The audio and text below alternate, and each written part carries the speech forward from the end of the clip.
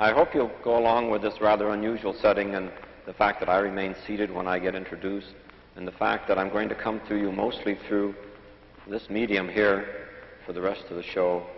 And I should tell you that I'm backed up by quite a staff of people between here and Menlo Park, where Stanford Research is located, some 30 miles south of here.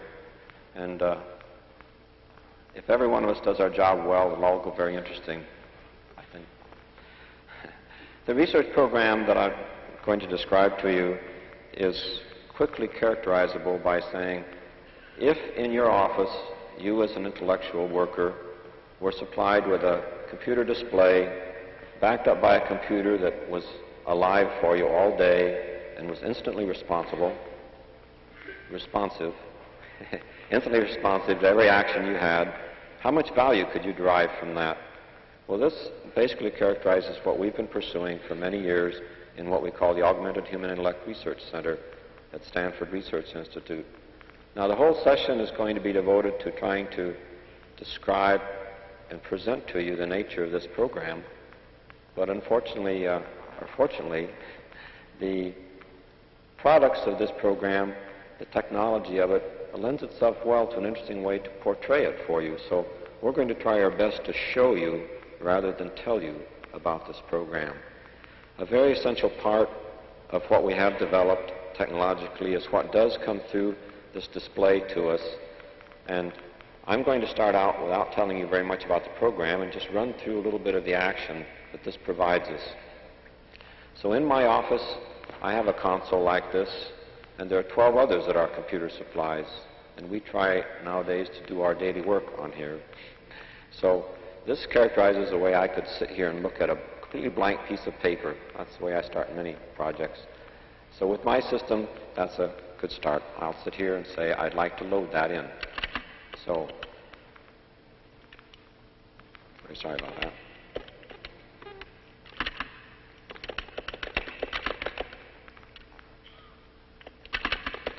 So I'm putting in an entity called a statement, and that's full of other entities called words. And if I make some mistakes, I can back up a little bit. So I have a statement with some entities' words, and I can do some operations on these. I can copy a word. I can say that word like copy after itself. In fact, that pair of words I'd like to copy after itself, and I can just do this a few times and get a bit of material there. And there are other entities like text. Say after there, I'd like to copy from that entity point to that point, and it'll copy it. Great.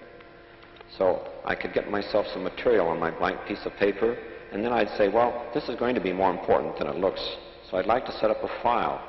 So I tell the machine, all right, output to a file. And it says, well, I need a name. I'll give it a name. I'll say it's sample file. And I'll say, please output it. It says it did. And then it comes back automatically with an origin statement or header telling me the name of the file and the date and the time and who established it. And thereafter, I can always do something. I can ask for the status of a file, and it'll tell me that information. Very small file now, owned by me, last written by me very shortly ago, etc., and other interesting data in there.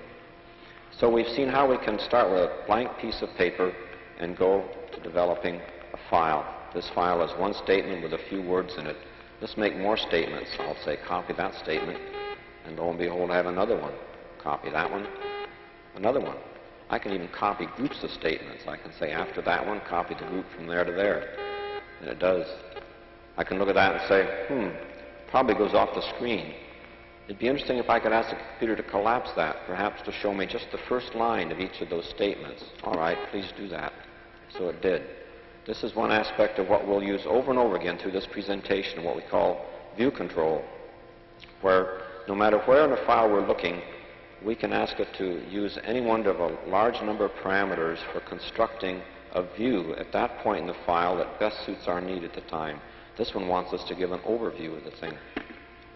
So I'll say, well, I have this. I don't want them all to be statement 1, so I'll just replace the word there with a 2. And how about that one with a 3?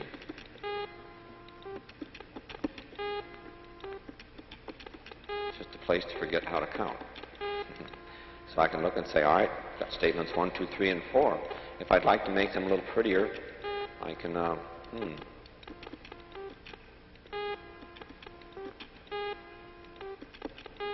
can go to work and neaten them up a little, but that isn't what I always do. Oops.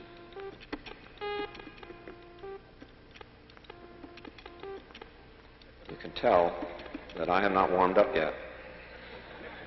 I hope you can tell. Right, all right. So I can get it lined up, and I can say, for instance, other entities like an invisible string. And I don't know whether that's tabs or characters in there, but I can say if I want to replace that invisible string with just one character, not that character, that one, space, and it'll do it. So I can look at that and say I have files 1, 2, 3, 4, 5, 6, and I've named them that way. But that's usually a sort of a pain to do that, so I'll ask it to number them themselves. And one of the views is such that it will give you a list numbering for each of those statements. And I can also open them all up or ask them without numbers, however I wish, and then I can output them. So we've seen ways to work fairly fast with the entities of a statement in a file, create a file. I can delete that file or mess it up considerably. Like if I'm going to say I want to delete that word, but I accidentally hit that entity instead, watch what happens. It sort of replaces the whole thing with nothing. That occasionally happens, so you say, all right, I'll load that file. And it'll come back in as it was I last saved it, telling me the date that I wrote it. And unfortunately, I didn't save enough. Well, I'm through with this example right now. Let me go to a file that I prepared just after my wife called me and said, on the way home, would you do a little shopping for me? So as soon as she said that, I got my system organized.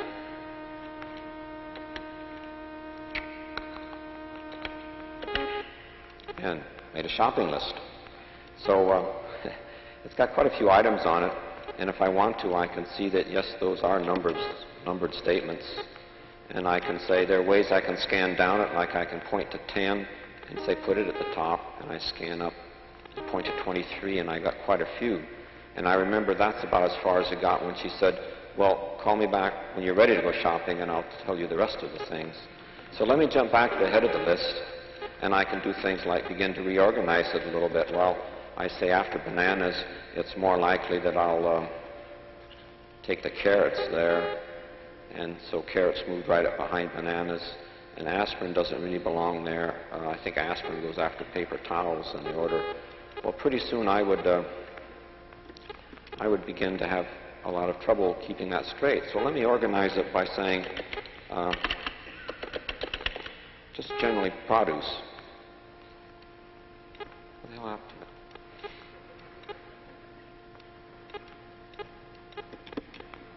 All right, I'm going to try it again. I enter a statement that says, hey, that's what I'm doing. Try there.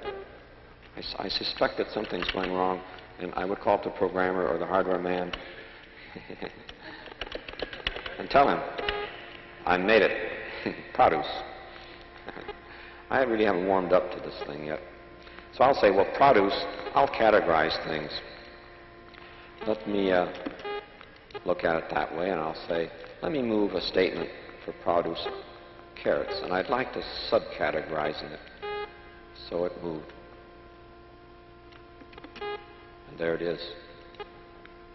I go, oh, that's what happened. All right, produce, I've got carrots, and I'll move under there also bananas. And in fact, I could move a whole group under there, saying oranges and apples also. So I can begin categorizing things like that, and if I looked at the numbers now, I'd find that these items fit under there as a subset, and I realize I can categorize quite extensively. I could introduce a new thing under there that was something I just invented, a skinless banana, but I have to go there and look at it. So part of our view control, besides this thing we've shown you of showing numbers or not, is also whether we can show you some of these different levels or not. I can say I only want to see 2 levels. or only one level deep in there. It makes it very nice for studying it. Or I can do something like when I say, let's put produce at the top, let's open up one level below it and only show me what's below it. And then another level if I wish, and then no numbers. So these moving around with jump to identities, there are many ways to move around and to make views, and this is one of the basic features of this tool we have. Well, suppose I worked for some time at this and then call up my wife to get the rest of the list. I'd eventually end up with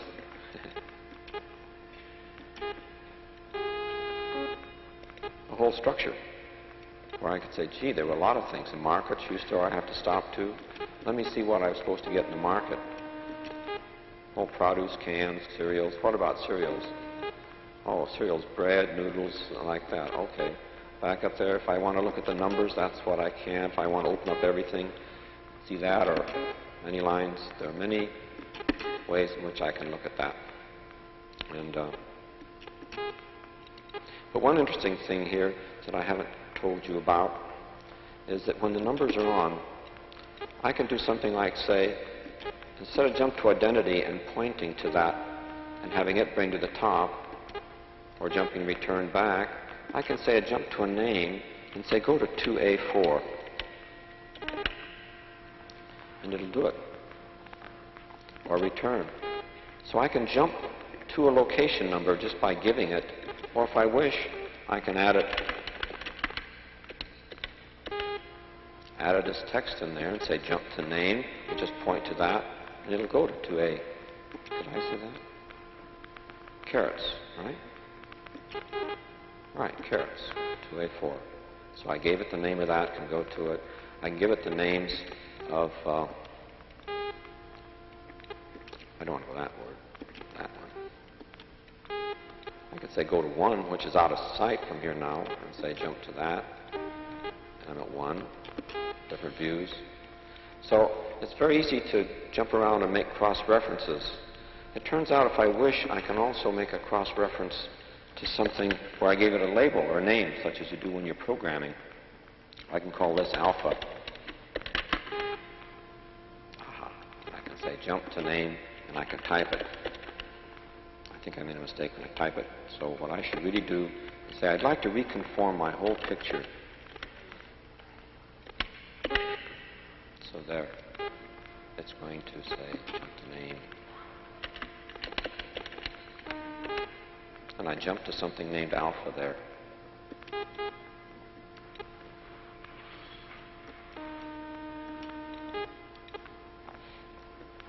All right. So I can give names, and I can say in here,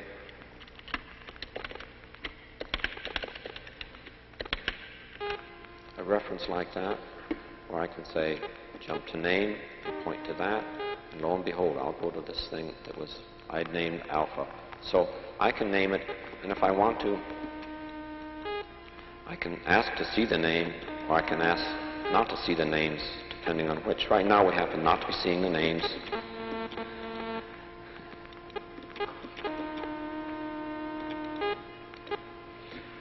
So look what else we can do in here. I've got this file that's structured. If I want to see what's in there, I can walk down the hierarchy levels and see, or return. But there's another thing I can do. There's a root I said I have here. So here, I'm afraid I'll need a different picture of the view. So here's what I drew with a picture drawing capability here. It's a slight map if I start from work, and here's the route I seem to have to go to pick up all the materials. And that's my plan for getting home tonight. But if I want to, I can say, the library, what am I supposed to pick up there? I can just point to that, and oh, I see, overdue books and all. Well, there was a statement there with that name on it. Go back. What am I supposed to pick up at the drugstore? I see, very interesting. All right. Market? Oh, I've already seen that. Produce and all like that. Gee, that's too much. Anyway, so we have this feature of structuring our material hierarchically, being able to move around it very well.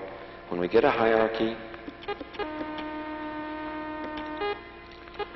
such as I can show you here now, I can do things if I want to just say, I'd like to interchange produce and canned materials. Bingo. And they're all numbered rightly if I care to look. Interchanging them very quickly. Cans are going to get interchanged with produce. They do it and all gets renumbered. So I have ways of studying over, making different views, moving around, going to specified points, and modifying the structure. At the same time, I've seen that I have a repertoire of different entities, like character, knock off that character, replace the character, make that P. So I have entities of all sorts that I can say I want to do operations on, and this basic structure that I can move over and study and get about very quickly. So that is the essence now.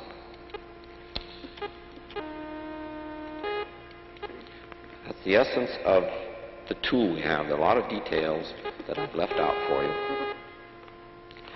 And now I'd like to stop a minute and just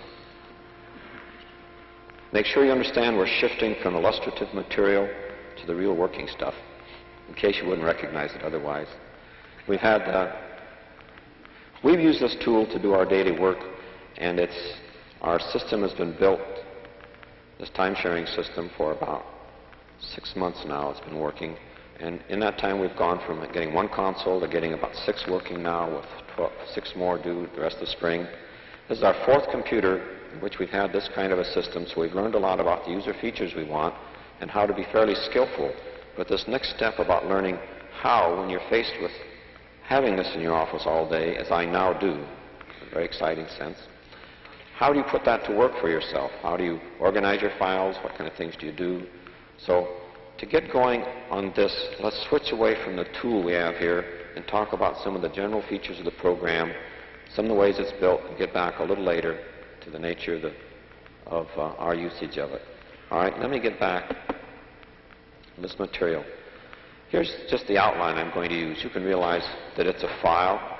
These are statements, and we're probably looking at the top level of them. And the first one, the introduction, you can consider we've done. And the next one, overall about program, is what I'm going to do now. Well, I'm going to do something called jump on a link. And a link is something that will go between files. So what it's going to do, it says, I'm going to go to your file name, CNRO.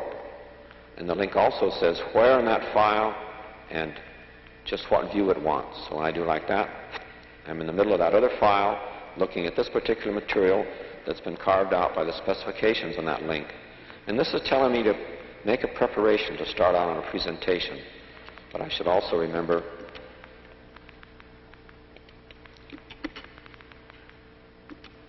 I'm going back to this other file because what I want to do is restore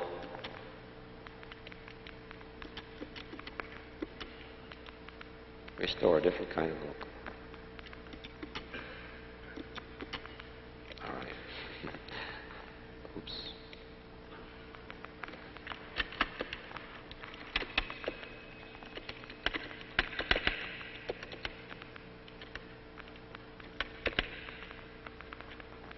I had to go to a different file in which, because I made a hitch in my rehearsing for this thing, in which I have many types of format structures set up and numbered, and I just reset the kind that I want to use to show you this material.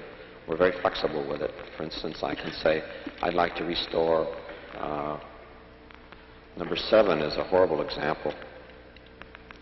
See, I can have many ways in which I can control all of the parameters, character size, spacing, location, and everything else, but I don't usually go to this extreme, but it's just showing you that I can. The one I want right now is the one that shows you a simple large view. We usually work with a view, wait a minute.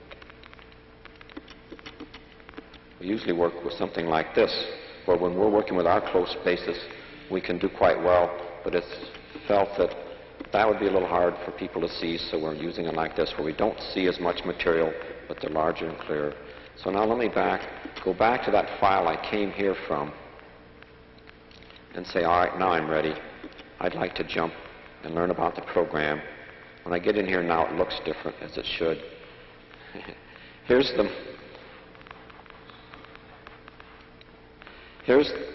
This is another file, and in this file I prepared a chain of views.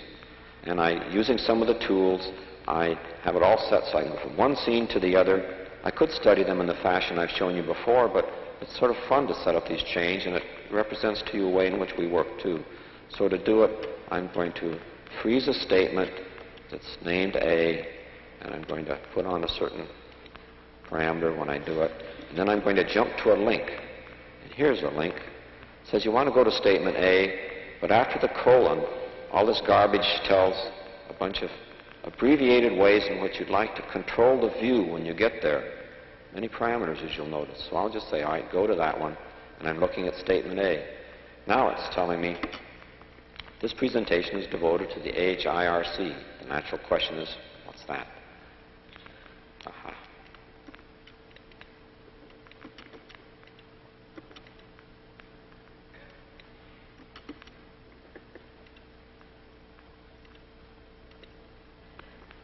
That was another boo-boo I made.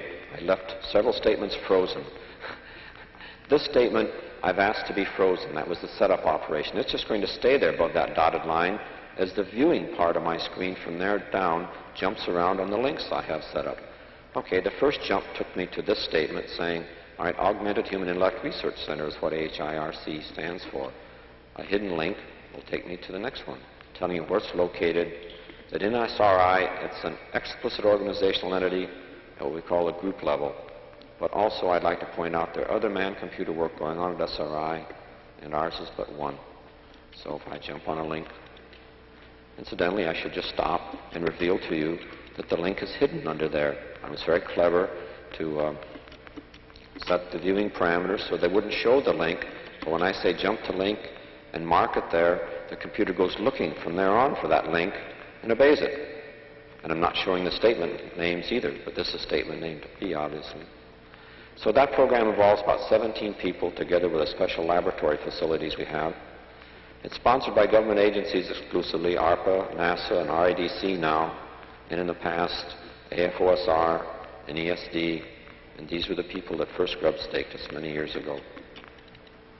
All right. And it's been a goal-oriented pursuit for many years, and I think we can just go off and get a quick little picture I sketched to show this is the staffing over the years from 1950 on, and it's had slightly bumpy history. During these years, there was only one of us. I go back to where I was and say, let's continue on in this file. That link took me out to a different file, to a statement, to that view, and I jump back to this file where I was, and now within this file I make a link to another to say, the HIRC is pursuing these goals. Basic goal, improve the effectiveness with which individuals and organizations work at intellectual tasks. What does their effectiveness involve then? Better solutions, faster solutions, solutions to more complex problems, with better use of human capabilities. Really thinking about that. But a corollary goal is, besides improving the effectiveness, to develop a system-oriented discipline for designing the means by which greater effectiveness is achieved. That's very important to us. The approach for this should result in the system-oriented discipline. Let me just show you how I constructed this file. You notice underneath there were that and that. There was just a link hidden here that went back to this view with a slightly different view parameters.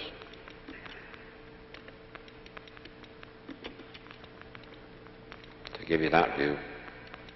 All right, there's another one hidden there. It says the general approach for us, empirical. We're pursuing this monstrous goal, monstrously difficult, by building and trying empirically. And we're approaching it evolutionary-wise because we feel that it's a whole system problem. You need to get a person in that environment working and looking at the many aspects of his working system that are involved in his effectiveness. That's many more things than just these computer-aided tools. In a large system like that, we need to do it evolutionary-wise because we can't be analytic enough about it at any one point to decide what best our next thing should be. We can only decide from here, as well as we can analyze it, where we can invest our next resources to get the most return at an increase of the effectiveness of the system we have. And this item down here is the term bootstrapping applied in a slightly new sense. We're applying that to our approach, where we're saying we need a research subject group to give them these tools, put them to work with them, study them, and improve them. We'll do that by making ourselves be the subject group and studying ourselves and making the tools so that they improve our ability to develop and study these kinds of systems and to produce, in the end, this kind of system discipline. So it's a struggle doing it that way, but it's beginning to pay off. All right, from there, sorry. I'm apologizing to my friend, the computer. I said jump to link and hit it up here, and it went and found these parentheses starting here and says that's not a link. I should have hit it here and it'll find a real link, and I'm back in this list here, and I've given you an overall picture about the program, and that's out of the way, and I can just move my marker down and say let's save that version. So this tool, in pursuing those goals, one of our principal tools is this computer aid system. Let's talk about it as a system. There's a link sequence to jump in there too, where we talk about NLS, meaning online system, a very general term. It's going to be NLS for many, many years, an online system that will evolve. Right now we consider it to be primarily an instrument and a vehicle for helping humans to operate within the domain of complex information structures. Well,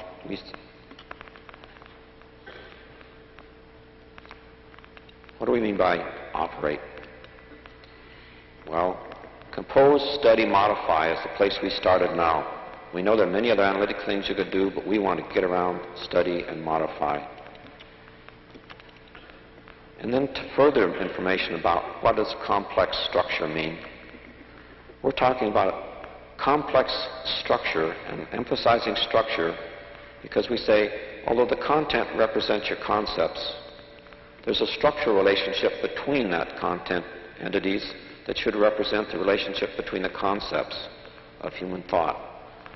All right, we never can do that very well with linear text. So inside the computer we can represent that quite well. In fact, we can represent information structures in a computer that would generally be far too complex for you to study directly. But NLS serves as a tool to roam over that, navigate through a complex structure, be able to find your way and be navigating, move about it rapidly, and be able to see what you want to see at any given point. That's how we think of NLS as a tool. All right, these are all very important concepts to us because these, together with the bootstrapping, have told us where to start. We start by building an instrument that we can sit at and work during our day to organize the kind of working information we need as a task force developing systems. We need to write our specifications, our plans, our programs, our users' guides, our documentation, our reports, and even our proposals. So we've been using these. Let me return back here and said I've finished that version, and to help you keep track of where we are, and in a little bit to help me too, we'll move that down. So having gone through these items, I'd like to come in now and begin to tell you something about the implementation.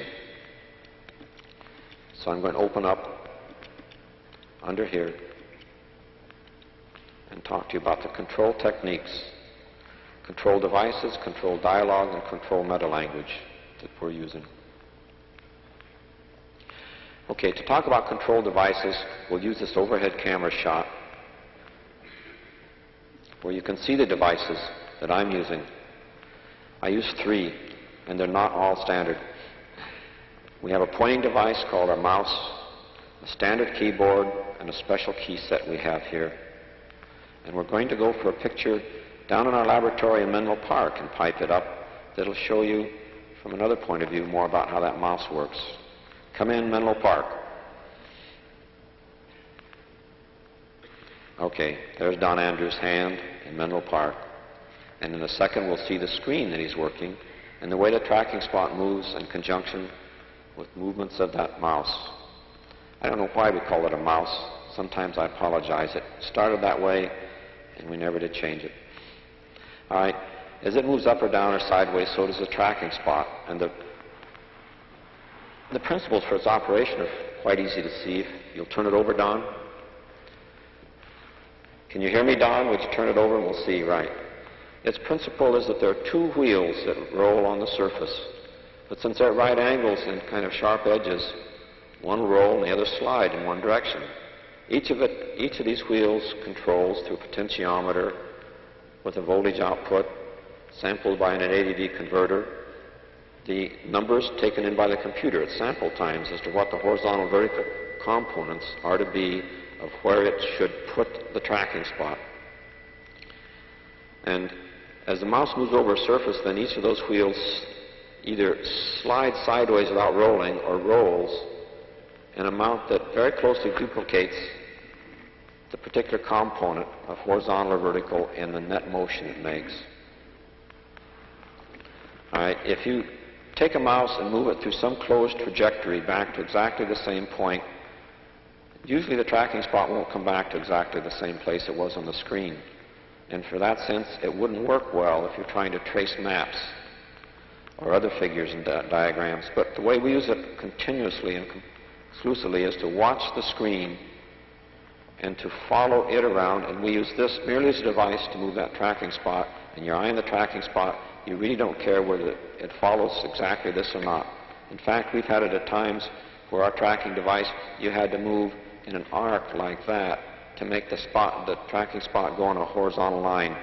And people adjusted to it and would go like that to go in a straight line and wouldn't even know that they were doing it.